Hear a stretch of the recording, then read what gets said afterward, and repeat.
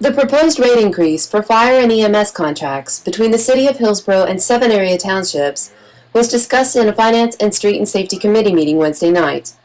Hillsboro Safety and Service Director Ralph Holt had proposed across-the-board increases, saying the city has been losing money on the squad runs that Hillsboro Fire and Rescue answer outside of city limits.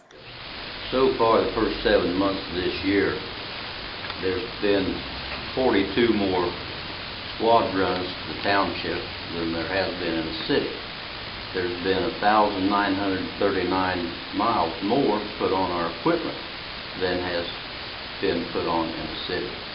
And I'm not saying that what the contracts went out is hard and fast, but I'm saying you got to realize that we're spending a lot more money in the townships than we are in the city, and the city taxpayers are paying for it. We're not trying to throw a monkey wrench in anything. We're trying to work with you, not against you. It's just that the increases that were given to us in the proposed contracts went out. Those are impossible to meet. The size of the levy that would take would never pass. Highland County Prosecuting Attorney Jim Grandy is representing the 7 townships involved. He had previously said that the city's increases would be anywhere from 40% to 79%. Grandy is counter-proposing keeping the current contracts for fire only and increasing everything by 10%, with the option to negotiate a longer-term contract between 2012 and 2015. And if we don't enter into contract with you, you're going to lose.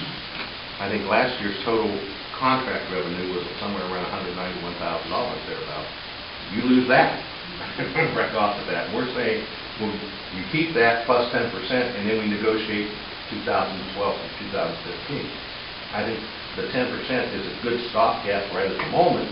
Gets us to the position, takes the pressure off of us trying to figure out what we're going to do, because we can't afford the new contracts. Can we go and join another fire district? And one of the townships indicated that it might be cheaper for them to go to another county, which they're permitted to do. And I basically said no.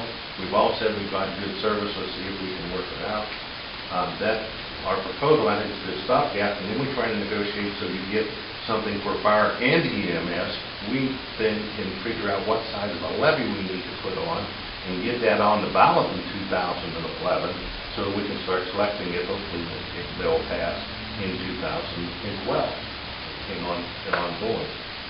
For further coverage, check out Katie Wright's story at Times-Gazette.com or pick up a copy of Friday's Times-Gazette.